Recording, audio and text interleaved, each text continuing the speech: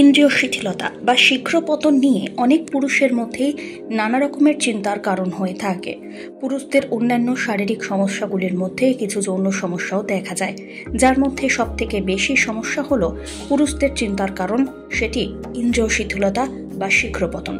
আর এই সমস্যাটির অন্যতম কারণ হলো হরমোনজনিত সমস্যা। সেই সমস্যা থেকে খুব সহজেই মুক্তি পাওয়া সম্ভব। এই বিষয় নিয়ে আজকে আমাদের জানাচ্ছেন বিশিষ্ট হরমোন বিশেষজ্ঞ ডক্টর শোভম তরফদার। নমস্কার, আমি ডক্টর শোভম তরফদার। আমি কনসালটেন্ট এন্ডোক্রিনোলজিস্ট, এই মুহূর্তে মণিপাল হসপিটাল ঢাকুরিয়াতে কর্মরত।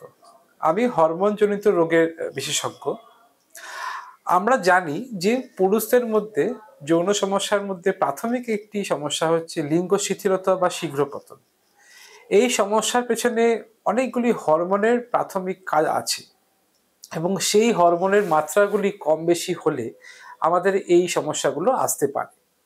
তার মধ্যে সব থেকে জরুরি হচ্ছে জানা আমাদের যে টেস্টোস্টেরন হরমোন। এই টেস্টোস্টেরন হরমোনের মাত্রা যদি শরীরে কমে যায় তাহলে এই সমস্যা আসতে পারে। এছাড়া আরেকটি জরুরি হরমোন হচ্ছে প্রোল্যাক্টিন হরমোন। প্রোল্যাক্টিন হরমোন যদি শরীরে বেড়ে যায় তাহলেও এই সমস্যা আসতে পারে। এছাড়া আছে থাইরয়েড হরমোন। থাইরয়েড হরমোন বেড়ে যাওয়া বা কমে যাওয়া, হাইপোথাইরয়েডিজম বা হাইপার থাইরয়েডিজম, দুটি সমস্যাতেই আমাদের কিন্তু এই লিঙ্গ শিথিলতা আসতে পারে।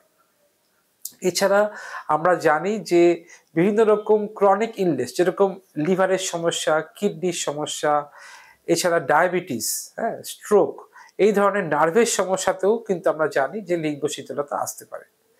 প্রাথমিকভাবে আমি হরমোনজনিত কারণে লিঙ্গ শিথিলতা কিরকমভাবে আসে এবং তার প্রতিকার বা তার চিকিৎসা কি হতে পারে সেটা নিয়ে আমি আজকে কথা বলবো। সিমটম, হ্যাঁ। তো সবার আগে যেটা জানতে হবে যে হচ্ছে এইটা আপনি কি করে বুঝতে পারবেন যে এই সমস্যাগুলো হচ্ছে।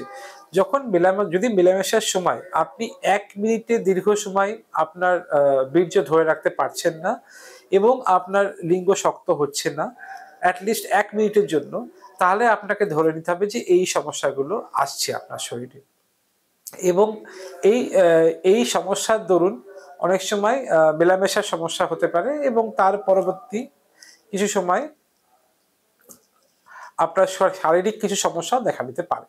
ঠিক আছে, আপনার যদি টেস্টোস্টেরন হরমোনের মাত্রা শরীরে কমে যায় তাহলে আপনি বুঝবেন কি করে? সবার আগে আপনি বুঝতে পারবেন যে আপনার শরীরে এনার্জি কমে যাচ্ছে, আপনার শরীরে কাজ করার ক্ষমতা কমে যাচ্ছে এবং আপনি দেখবেন আপনি কোনো কিছুতে কোনো ইন্টারেস্ট পাচ্ছেন না বিভিন্ন রকম কাজে। আপনার মাসেল মাস কমে যেতে পারে, আপনার ওজন কমে যেতে পারে, আপনার গলার ভয়েসে চেঞ্জ আসতে পারে, আপনার এক্সট্রা হেয়ার লস হতে পারে। এছাড়া অনেক সময় দেখা যায় যে অন্ডকোষের সমস্যা, অন্ডকোষ শুকিয়ে যাচ্ছে বা ছোট হয়ে যাচ্ছে, এই সমস্যা আপনি বুঝতে পারবেন। যদি আপনার এরকম কোনো সমস্যা দেখা দেয় সেই ক্ষেত্রে আমরা টেস্টোস্টেরন হরমোনের মাত্রা আমরা মাপি এবং সেই মাত্রা যদি কম পায় তার প্রতিকার হিসেবে আমরা টেস্টোস্টেরন হরমোনের ইনজেকশন আমরা সাজেস্ট করা হয় চিকিৎসা হিসেবে। এটা মনে রাখবেন যে অনেক রকম বাজারে আমাদের কাছে আছে অ্যাভেলেবেল ট্যাবলেট বা অনেক সময় বলা হয় যে এনার্জি ওষুধ, সেই ওষুধগুলো ওরকম করে খাওয়া উচিত নয়। তার অনেক সাইড এফেক্ট আছে এবং দেখা গেছে ওই ট্যাবলেটের মাধ্যমে লিভারের সমস্যা বা কিডনির সমস্যা আসতে পারে। সেই ক্ষেত্রে একজন ডাক্তারের বিশেষজ্ঞর পরামর্শ নিয়ে তারপরেই এই চিকিৎসা শুরু করা উচিত। টেস্টোস্টেরন হরমোনের ইনজেকশন দিলে আপনি অবশ্যই অনেক পরিবর্তন পাবেন। এছাড়া দ্বিতীয় একটি হরমোনের কথা আমি বলেছিলাম, সেটা হচ্ছে প্রোল্যাক্টিন হরমোন। সেই প্রোল্যাক্টিন হরমোনের মধ্যে আমরা দেখেছি অনেক সময় যে ওই প্রোল্যাক্টিন হরমোনের মাত্রা বাড়লে পুরুষদের মধ্যে স্তনের মতো মানে যেরকম মহিলাদের স্তন থাকে সেই স্তনের মতো একটি জিনিস তৈরি হতে পারে এবং সেখান থেকে সাদা সাদা দুধের মতো কিছু ডিসচার্জ আসতে পারে। এইটি একটি প্রাথমিক রোগ যেখানে প্রোল্যাক্টিন হরমোন মাত্রা অনেক বেড়ে যায়।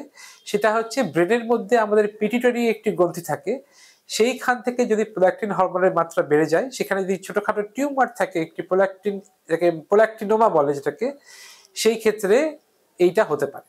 এবং এর চিকিৎসা হিসেবে যদি আমরা একটি ওষুধ আছে ক্যাবারগুলিন গ্রুপের ওষুধ, সেই ওষুধ দিই, তাহলে এটি নির্মূল করা যেতে পারে এবং অনেক সময় এর জন্য কোনো সার্জারি লাগে না এবং তার পরিপ্রেক্ষিতে আপনার পরবর্তীকালে যৌন সম্পর্ক মেলামেশা আবার নর্মাল স্বাভাবিক হতে পারে।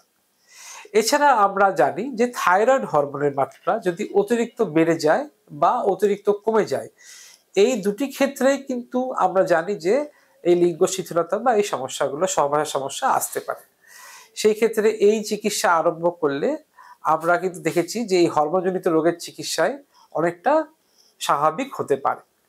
যদি আমরা এই হরমোনজনিত রোগের সমস্যা বাদ দিই, এছাড়া হচ্ছে ডায়াবেটিস, সেই ক্ষেত্রে অবশ্যই আপনার সুগারের মাত্রা নর্মাল থাকতে হবে এবং সেটা থাকলে আপনি দেখবেন যে অনেকটা নর্মাল স্বাভাবিক মেলামেশা করতে পারছেন। এছাড়া কিছু কিছু ওষুধ আছে, সেই ওষুধের সাইড এফেক্ট হতে পারে। আপনি অবশ্যই আপনার ডাক্তারবাবুকে জানাবেন যে কোনো ওষুধ খেয়ে যদি আপনার কোনো সাইড এফেক্ট হিসেবে এইটা সমস্যা দেখা দিচ্ছে, তিনি সেই মতো করে তার প্রতিকারের ব্যবস্থা করবেন। এছাড়া কিছু কিছু ওষুধ আছে যেগুলো সাহায্য করে যে এই সহবাসের সময়টাকে বাড়ানোর জন্য, লিঙ্গ শক্ত করার জন্য। এই ওষুধগুলি বাজারে অ্যাভেলেবেল আছে, কিন্তু এইগুলো অবশ্যই আপনি ডাক্তারের পরামর্শ নিয়ে অবশ্যই এটি সেবন করবেন। আমরা তাহলে জানলাম যে আজকে যৌন সমস্যার মধ্যে পুরুষদের মধ্যে লিঙ্গ শিথিলতা তার কি সমস্যা এবং তাতে কি কি হরমোন এফেক্ট হতে পারে এবং সেই হরমোনের মাত্রা কি করে কমিয়ে বাড়িয়ে এই সমস্যাটা তৈরি করতে পারে। আমরা কিছু জেনারেল যদি অ্যাডভাইস ফলো করি, সেটা সাধারণ সবার মধ্যে, তাহলে কিন্তু এই সমস্যাগুলো একটু কম আসতে পারে। তার মধ্যে সব থেকে জরুরি হচ্ছে লাইফস্টাইল মডিফিকেশন, যার মধ্যে পরে হচ্ছে ডায়েট এবং এক্সারসাইজ। আপনার ডায়েটে অবশ্যই বেশি বেশি মাত্রায় ফল থাকবে, বেশি বেশি মাত্রায় সবুজ পাতা শাক সবজি থাকবে এবং আপনি কোনো রকম বেশি রকম তেল সেবন করবেন না। বেশি রকম বাইরের দোকানের খাবার, যেটা আমরা তথাকথিত রিচ ফুড, যেগুলো বাইরের দোকানে পাওয়া যায় ফাস্ট ফুড, সেগুলোকে যতটা সম্ভব অ্যাভয়েড করতে হবে। আপনাকে নিজের ওজনটা মেনে চলতে হবে, আপনাকে ওয়েট মেনটেন করতে হবে একটা হেলদি রেঞ্জের মধ্যে অবশ্যই। এছাড়া যেটা কোনো রকমের তামাক সেবন, যেরকম স্মোকিং বা কোনো রকমের অ্যালকোহল ইনটেক, এই দুটি সমস্যাতেই কিন্তু এই সমস্যা বেশি বেশি করে আসতে পারে। তো সবার আগে আপনাকে আপনার স্মোকিং একদম ছেড়ে দিতে হবে এবং কোনো রকম তামাক গুড়াকু এই ধরনের জিনিসপত্র একদম বাদ দিতে হবে এবং অ্যালকোহল সেবন হয়তো করা যেতে পারে, কিন্তু সেটি একদম একটা লিমিটেড অ্যামাউন্টের মধ্যে রাখতে হবে, ঠিক আছে। এছাড়া এই খাওয়া দাওয়া এবং এই অ্যাডিকশন, মানে যেটা বলছি নেশার দ্রব্য ছাড়তে হবে। এছাড়া আপনি যেটা সাজেস্ট করবো হচ্ছে আপনারা অবশ্যই এক্সারসাইজের মধ্যে আসুন এবং একটা ডেইলি রুটিন বানাবেন, যেখানে আপনারা 30 মিনিট অবধি ডেইলি মিনিমাম ওয়াকিংটা করলে খুব ভালো হয়।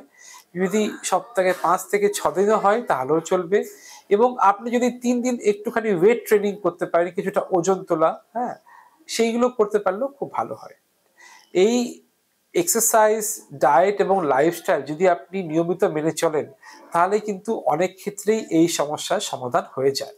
এবার অবশ্যই এই রোগের নিরাময় চাইলে আপনি অবশ্যই কোনো হরমোন রোগ বিশেষজ্ঞকে দেখাতে পারেন। এই ধরনের সমস্যা যদি আপনি ভোগেন, তাহলে অবশ্যই আপনি একদিন হরমোন রোগ বিশেষজ্ঞের সঙ্গে পরামর্শ করবেন এবং তার পরিপ্রেক্ষিতে যেরকম পরীক্ষা নিরীক্ষা করা দরকার সেগুলো করা হবে।